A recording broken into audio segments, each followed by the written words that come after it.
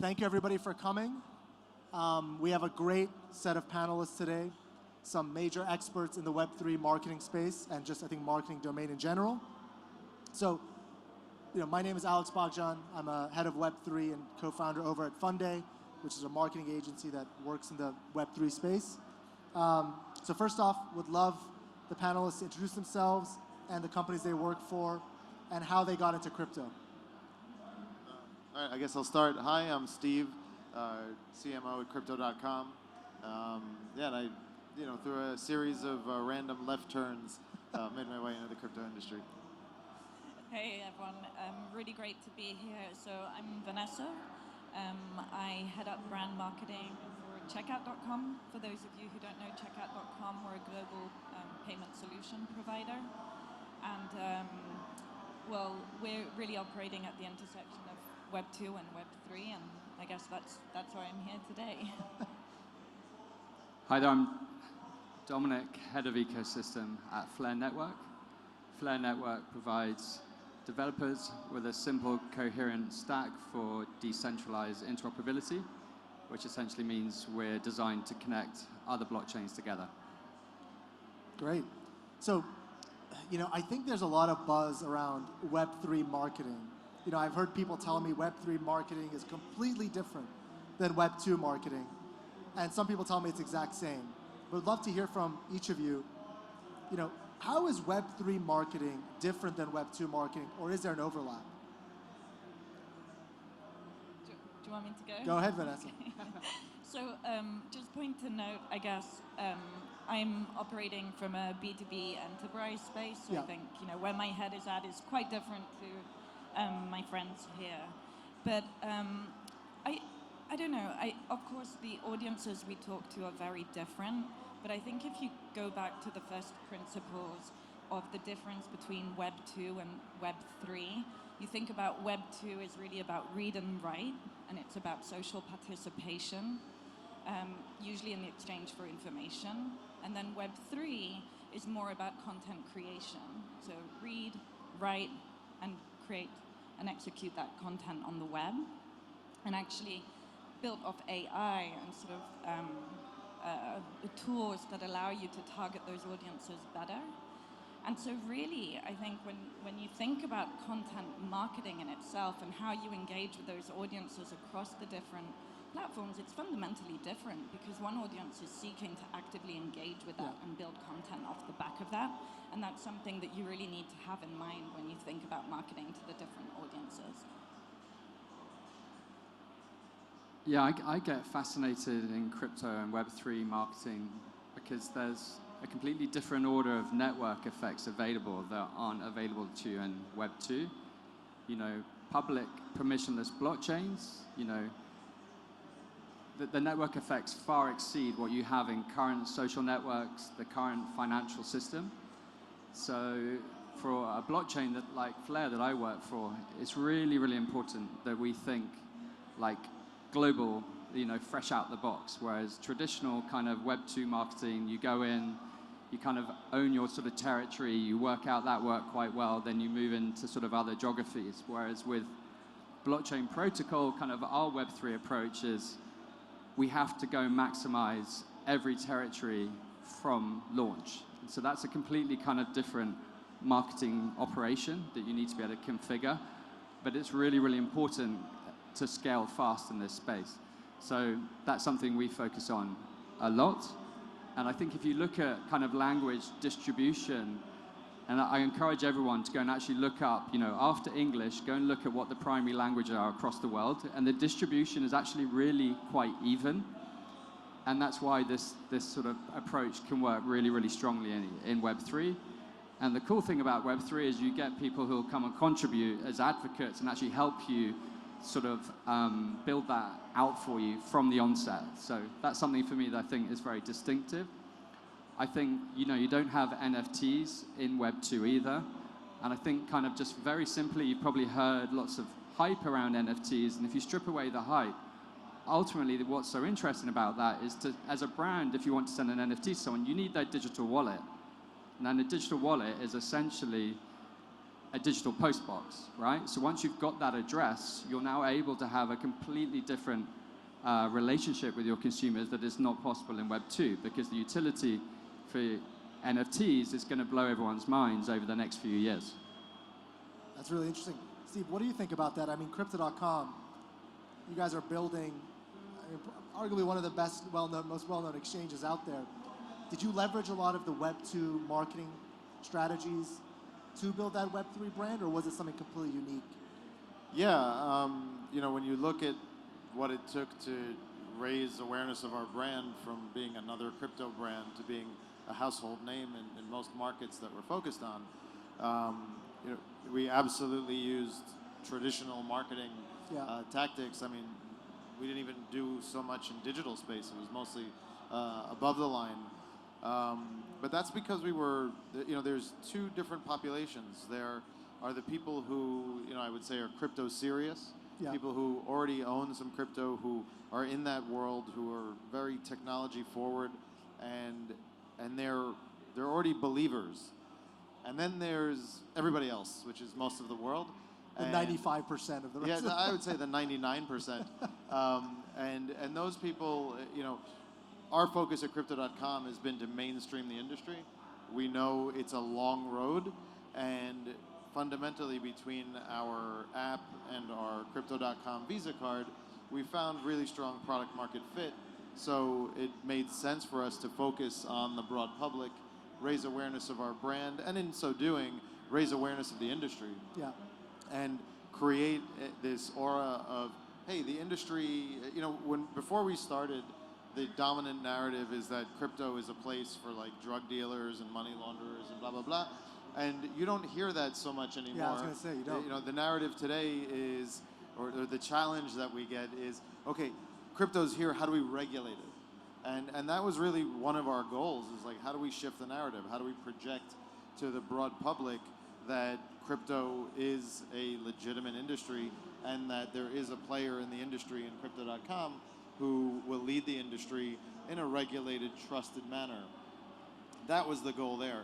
But as was said here, you know, there is the other group of people who are in the industry, and to them, as believers in the promise of crypto, because a lot of crypto projects today, they're still figuring themselves out. They're still finding the use cases, or where they have use cases, they haven't scaled yet. Fundamentally, the proposition is not to have a top-down company, right? It is distributed ownership and distributed control. And so, you know, the fundamental building block is to have collaborative development and collaborative growth. And so it makes sense that those people will be major advocates. And, you know, again, I think there's some differences in the crypto world, but it really mimics early stage startups, right? Yeah, Where yeah. you just want people who believe in your product and spread word of mouth and become your biggest advocates. And that's really what works in crypto, is people who believe in the project and want to be your advocate and go out there. And as a startup, you have limited funds, so you need to find ways to get the word out without having to spend money. You know, you touch on something which is, in tech, when I was in Web 2, we'd call it like evangelists. Like, who are evangelists of our product? I think now you call it community, right, in Web 3. Dom, as an early stage project that's, you know, about to launch in a couple weeks, how do you build a community? Because you have a huge following on Twitter, huge Flare community. How do you do that? What's some of the tactics or strategies, and why would you start there, I think, from building a community? Well, you start there because, you know, community is how you kind of supercharge, you know, your position in this new version of the internet that's been created. You know, it's different to Web 2 because, you know, typical marketing in Web 2 is like, how do we extract value from our customers? How do we get more customers? Whereas the relationship with a community is actually like a collaboration. It's like getting the community to kind of come on board with you, come on this journey, and get them to contribute to this path that you're going on. So how do you do that? It's really important that you've got a very clear sort of mission and vision, like watertight. People need to understand, why do they want to come and back you? You've then got to kind of come up with this utopian vision, you know, get people excited, you know, why is this project, protocol of the future for them. It's probably advisable kind of early on to start small. You know, communities could just start as a WhatsApp group, you know. Discord and Telegram, kind of the typical platforms that we use in Web3 to start these communities.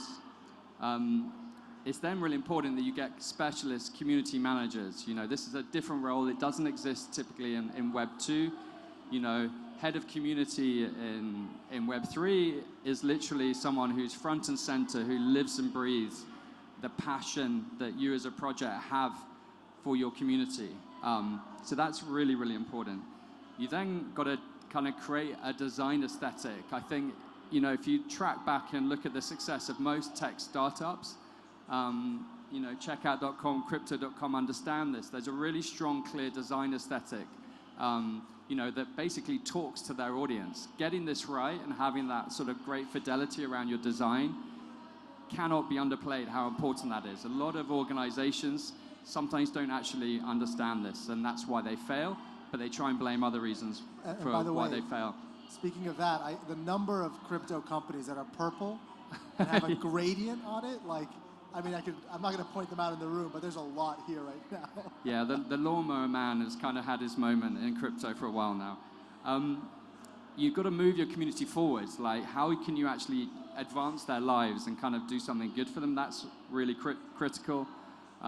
You can work out roles literally within your community. You know, people will come in and you know, do educational videos for you. You know, they might come and want to moderate your community. There's a raft of different things that you can get them to come and do. You know, it's cool to kind of create some rituals. So there's some like brand body language, like behavior, you know, merchandise, creating stuff that money can't buy, experiences, that turbocharges your communities. Regular calls, you know, a protocol like ours should be doing weekly calls with the community, updating them what's going on. Producing sort of educational videos, and then to inspire the hackathons, to inspire the developers, you run hackathons. But essentially what you're doing here is you're actually building out the media and events function of your organization. This is like the starting point. And for any kind of tech organization, building up the events and media component of what you're doing, that gives you a great moat. That gives you defensibility when you're going to go through the peaks and troughs of how the market works. That's great. And you know, a lot of times when we start with a lot of our clients, we talk about who are the personas you're targeting. So Vanessa, maybe I'll ask you, because you know, checkout.com, you're between the traditional world and the crypto world. How do you kind of work with both those personas, and how do you communicate? How do you not go overboard and becoming too crypto for traditional firms, and how do you kind of go between those two personas? Yeah, that's a good question. It's certainly tough, right? We're in a highly complex environment when we think about payments and crypto, and the level of sophistication of our different audiences can differ fundamentally. I think I always think back at getting the basics right. Dom, you mentioned it, the mission. Mission is critical. When we think about our mission at Checkout, we're here to enable businesses and their communities to thrive in the digital economy. That's Web2, Web3. We're tech agnostic, we're currency agnostic. And we try and make sure that that permeates in our marketing, just that as your mission should permeate in everything that you do. So I don't think about marketing as something that we want to push to individuals. We're thinking about, okay, well, what does help them thrive? What are they looking for? What information are they looking for? How educated are they? And so we have different programs for the different audiences. We have, you know, your sort of, for your non-crypto native, you have sort of, you know, talking heads with experts. We've got your My Career in Crypto, just understanding how individuals came into the crypto space. Mm-hmm. And then on the flip side of that, we know that our crypto native are really interested in regulation. They want to know a lot more about how can they expand globally. How does fraud affect them? How can they navigate that environment? And so for them, we provide much more technical content for them to digest. Very cool. So a lot of education, I'm assuming. We're heavy on education. It's really heavy on education for us.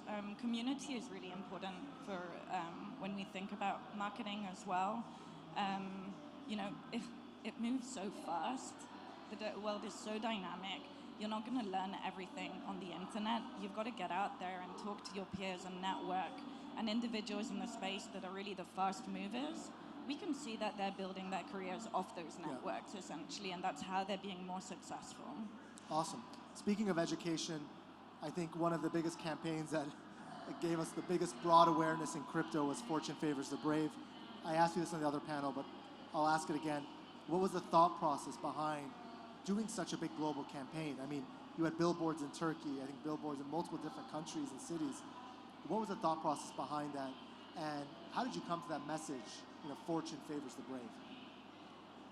Fortune Favors the Brave is genuinely how we at Crypto.com see the world.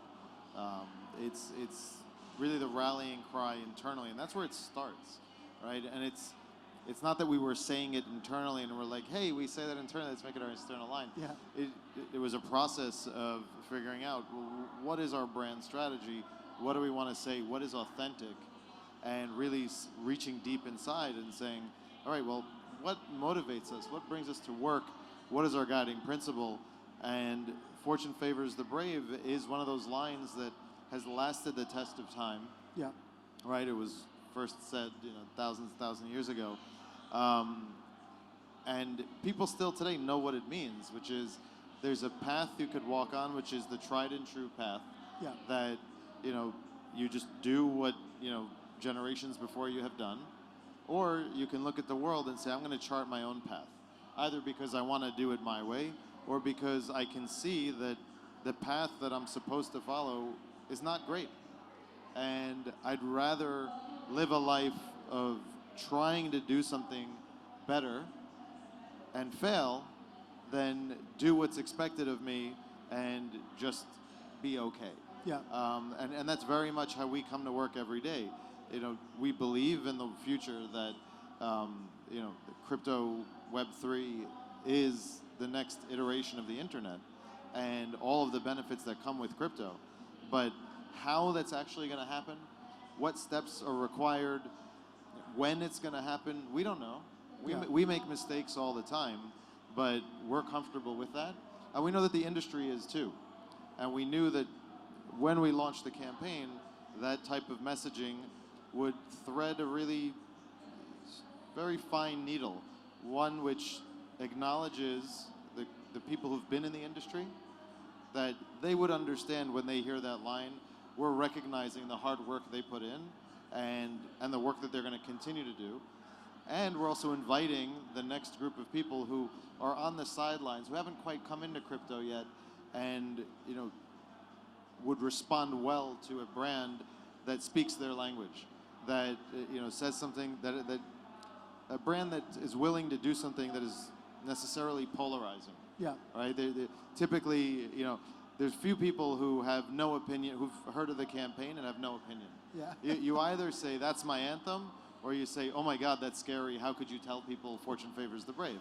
And it's great because polarization creates recall, but it also is honest, right? There are the people who they're not ready to try something new that's unproven, and that's great. Like, they should probably wait till the industry is a bit more developed. But for the people who have a propensity to try something new and walk off the well-worn path, we're here for them. That's awesome. And one thing I always make jokes about in crypto is that if I see one more NFT staking DeFi platform that is purple and with a gradient, I'll shoot myself. But Dom, I mean, as a new protocol, how do you talk to people in a way that the average person that doesn't understand Web3, try to explain what you do? How do you thread that needle of trying to talk to the Web3 natives, but also talk to the average person? It's not easy. But when I started at Flare, we started to look at all our different audiences, and because we're a layer 1 protocol, we've got the full gamut of like hardcore Web3 Degen devs through to bringing noobs into this ecosystem that we're building out. And I think, after studying what some of the rest of the market were doing, I kind of just boiled it down and just put it into 3 different tiers. And it's as simple that it's really important that we always communicate at these 3 different levels. And there's the badass devs that we've got, and we've got dev tech portals for all the documentation. that they need. Then you've got kind of enthusiasts, hobbyists, investors, and people who have got a pretty good grounding in the industry and understand stuff, but they don't want to get waylaid into the technical detail. And then we've got, this is a technology that is meant to democratize, finance and the new version of the internet. So it's really important that we make it accessible. So one of the first things I did was hire a university lecturer. He's got a PhD, but he's also used to teaching students. So he came in to help us build out our content kind of marketing funnel. And then we're very conscious that we have to communicate at these 3 levels every time. It's a critical part of what we do. Obviously, we then build out our YouTube channel with educational videos. We partner then with educational kind of ecosystems and activate into their ecosystems. We partner with universities that have specialist blockchain kind of adoption programs and kind of work through those kind of things. How much of it is organic, though? Like, I remember when I first heard about Flare, and I just did a YouTube search. There was like 10 videos not made by Flare, but your community had just created videos. So how much of that education is organic for you guys, where you're not even touching it, but when I started, Alex, it was 100% organic. Yeah. Wow. And so we don't have control over that. So it's useful to an extent. And then as we scale up our ambitions, then we're taking a more active approach to produce that content. But again, it just shows you the power of community. That's what's the difference with Web2 is that you'll have these evangelists and people who want to come in and help and do work with you, which is a really big difference. Awesome. And we are in Dubai, so I'm going to ask the question. What are your guys' plans for the UAE in general and Dubai market in terms of growing your presence here? Maybe Vanessa, if you want to kick off. Yeah, we've been in the MENA region for quite some time. And one of our unique differentiators when we think about our enterprise marketing is that we follow a truly global approach to our business. So we're global, but we are operating in a complex environment, and it's important to have deep local expertise, and that means people actually on the ground. They have relationships with the schemes, with the regulators. They're there if you want to grab a coffee. And we do the same thing with our marketing, essentially. So we've got a team of marketing experts in the region, and just last week we launched our sort of 3rd annual MENA report, which looks at sort of trends affecting the digital economy at this time. It's pretty awesome. There's some amazing stats actually around the region in itself and the appetite for crypto and stablecoin in particular. I think we're seeing something like just over 50% of sort of people under the age of 40 are kind of expecting that we should be using crypto as a payment method and not just as an investment asset in the region. That is pretty high. And we're seeing that merchants, about a quarter of them, suspect that they'll be implementing crypto as a payment method in 2024, which, wow, in our world, that's just around the corner. That's tomorrow. So that to us means a whole load of people that want more education, and that means more marketing for us. Well, that means more people buying crypto in the region, Steve, and they can go to crypto.com to do that. So what are your plans for Dubai, UAE, and the region? Sure. We've had a very strong focus on being the most regulated crypto platform around. We have strong belief from day one that regulation is required. It helps create consumer protection. It also creates certainty for businesses where, knowing that if we make investments and if we focus and make hiring and build things out in a certain direction, that we'll be able to continue going in that direction, that a regulator won't just decide, wait, now that's not okay. So we really believe in regulation. It's good for the industry, it's good for us. And yeah, we're working with regulators here. We have an in-principle approval from VARA. We're looking forward to getting our full approval. And once we do, it'll be full steam ahead. Wow, that's awesome. Tom, what about you? Because you actually relocated. Yeah, here, right? I mean, the founding team of Flare all met doing machine learning in UCL London. And then the CEO thought it'd be a good idea to come to Dubai. So I thought it'd be a good idea to come to Dubai. And now 2 others of our team. So we're basically building the biz dev and marketing function for Flare in the UAE. because we're big believers that the speed that the UAE is going to move at in terms of scaling blockchain and some of the regulatory friction that's going on around the world, this is actually the place to come and build out our ecosystem. So that's essentially what we're doing. We've been so busy on launch, I haven't been able to host as many events as I'd like, but we're certainly going to be, rolling out many, many more ecosystem events out in this region. That's awesome. And I want to touch on something, Steve, you mentioned about regulation, right? So VARA just came out with their guidance around marketing. How are you navigating regulation when it comes to marketing? Because there's a lot more guidance now in terms of crypto marketing globally, from the FCA in the UK to, I think Singapore has guidance, Dubai has it. Being so global, how do you guys navigate that, the regulation in different markets? Honestly, it's easy might not be the right word, but as I was saying before, it provides a great deal of certainty, right? So like we're regulated we have a license in Singapore, we're regulated in the UK, we're regulated here, Canada, Korea, on and on.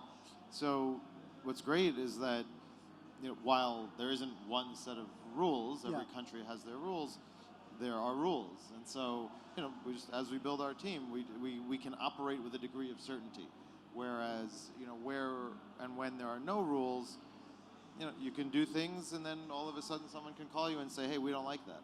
So when there are no rules, sometimes you hesitate to do things because as a company that, right? As a company that really values, working with regulators and doing things the right way in an industry where we need to communicate trust and reliability, getting hit with a fine or getting into a clash with regulators is not something we're interested in doing.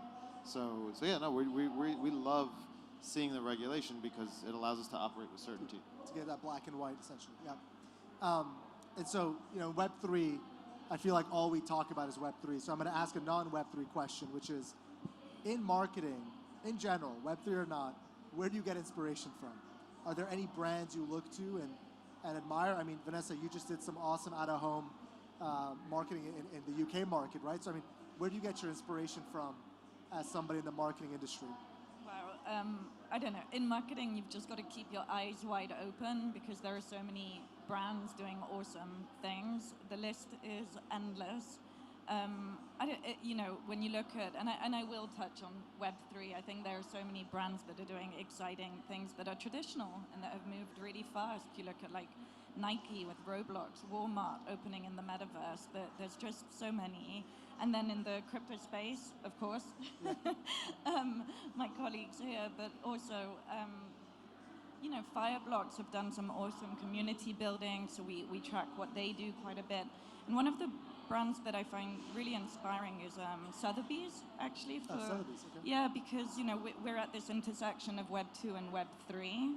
And when you think about, they've really built off their mission, and don't quote me on the exact wording of their mission, but essentially they're trying to get, connoisseurs and art lovers to discover and acquire and finance fine arts. And they've been able to really enter into this digital space and keep their reputation and actually lead the pack in the space. And they've helped, digital artists actually come to the forefront of this space as well and have helped to add value to digital art, which is just amazing, really. Dom? I think for me, my 15 years before I got into blockchain, I was a B2C marketer working for big advertising agencies doing TV commercials. And ever since I've joined blockchain, all I've done is look at blockchain marketing, and I haven't really looked at much else of what's going on out there. But there was definitely a watershed moment for me in Web3 around the Super Bowl. And I do think we have to give credit to the crypto.coms, for what they did, because rising tide, all the boats rise together. And for me, I used to see Web3 advertising just grown and grown. It was just horrific, most of the advertising. And so to actually see some above-the-line advertising that really does capture hearts and minds, I was like, yes, finally. And FTX, to their credit, design not too bad. No offense, don't want to offend Steve too much, but they did. They did legitimately. They did a good go. The Coinbase, DOT, that was a really brave piece of work for them to go with. So for me, just being involved in this space to see kind of the exchanges take the leadership position, because it's really, really important that that moment happened, I think. We know how the markets fluctuate, but that for me was interesting. And then what I like in sort of Web3 is actually when you've got these brands that don't need to do much marketing, like, because their brand identity is just so strong, it speaks for itself. And the obvious example in advertising is to talk about Apple, their simplicity, and I'm not saying Sushi Swap is the next Apple, but they have like a very clear defined brand, and that talks to their community to the point I was making earlier. Uniswap is another one, like they've really got this strong product marketing. So I focus more on the Web3 space right now where I get inspiration. That's awesome. Steve, what about you? I think I mentioned McDonald's. I really like how the inspiration comes more from how they're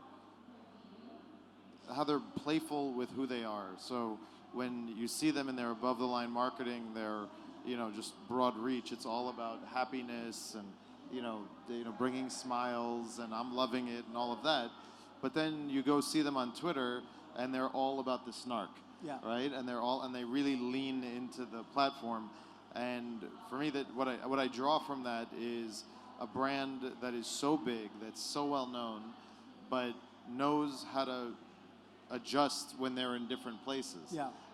And still stay true to who they are, which is a hard thing for a lot of brands to balance. Of course, as you said, seeing Apple continue to use marketing as a tool to express who they are, but also to, in some ways lie to people. Maybe that's not the right words, but people think Apple has the best cameras. Yeah. Like on the phone, and they just don't. But their marketing is so good. Their ability to communicate, here's what you can make with this product, which we love so much, right? Like, they're not trying to deceive people, but the net is the average person assumes that Apple makes the best cameras on their phones, and they don't. Technically they're not as good. But Apple understands that the average person doesn't care about what is technically good. They care about being inspired. That's what marketing does. And Apple just does such a beautiful job at that. And it's something that still boggles my mind how many brands can't figure out how to do that. How to emulate that, totally. So final question, if there's one place or one resource people should go if they want to become a Web3 marketer, where should they go? Where should they start, in your opinion? Dom, I'll kick off with you. I think in the last 5 years, the best book I've probably read is called The Master Switch, which is the rise and fall of the information empires. Just because it sort of details the history of basically, the tech companies, cable companies, telephone companies over the last 150 years, and it charts it right up to the modern day. And there's a lot of lessons in there for how you should scale a Web3 business. Great. Vanessa? I need to read that. Yeah, I got to read that. Somebody's got to write that down. I got to read that. Well, I'm going to cheat. I think there's a few. I'm sorry. I'll be quick. There's, looking back is just so hard because it moves so much. I think you kind of need to keep up to date with what's happening now. I still think of Twitter as a very, very good tool, actually, for just keeping abreast. Know the brands that you care about, know the influencers, and follow them. Crypto.com Academy, I have to give a shout out because we definitely use that. And also, there's so many publications, right? Like Protocol, Cointelegraph, they're so up to speed. I feel like you learn by understanding what's happening now, and then you look at yesterday. Awesome. Steve? Maybe I'll go with a book recommendation. I love Shoe Dog, which was Phil Knight's story of creating Nike. And I mention that because I think too many marketers think about like just marketing. And I think what's changed so much, both in traditional marketing, but absolutely in Web3, is that you need, as a marketer, you're building the business, right? You are the storyteller for the company, right? Like, as you said in the last panel, people know Crypto.com because of where they've seen us in the world, because of how we introduced ourselves to them. That's a massive responsibility, but the point isn't just to make a cool commercial with LeBron at the Super Bowl. That's nice, but that's just, the brand is like a puzzle in your mind, and all the pieces have to snap together. Yeah. Right? If the puzzle doesn't come together, the brand doesn't exist. But what you're doing is you're actually building a business. And Shoe Dog is, I mean, if any of us had to create a company under the conditions that Phil Knight did when he created Nike, like I don't think any entrepreneur today would survive because totally. like his access to capital almost didn't exist. His ability to like take stock and then sell it, and like it was just such a shit show. I have no idea how he did it, and it just, you know, certainly again in the Web3 world, which is basically the startup world, you know, knowing that you're gonna grind and you're gonna work hard, and you're gonna look around you, and there's gonna be no one to help you. Everybody has to wear multiple hats, and you and almost everybody you bring on board is gonna be doing the job for the first time, and you can't complain about that. You just need to look at it and say, well, I want to win, and I got to do my part to win. So yeah, the Shoe Dog I think is one of the That's a best great book. books about grinding that I've ever read. Perfect. Well, thank you so much, everybody. I think we're at time. Thank Thanks you. so much for coming. Thank you. Some great experts here, Thank you. everybody.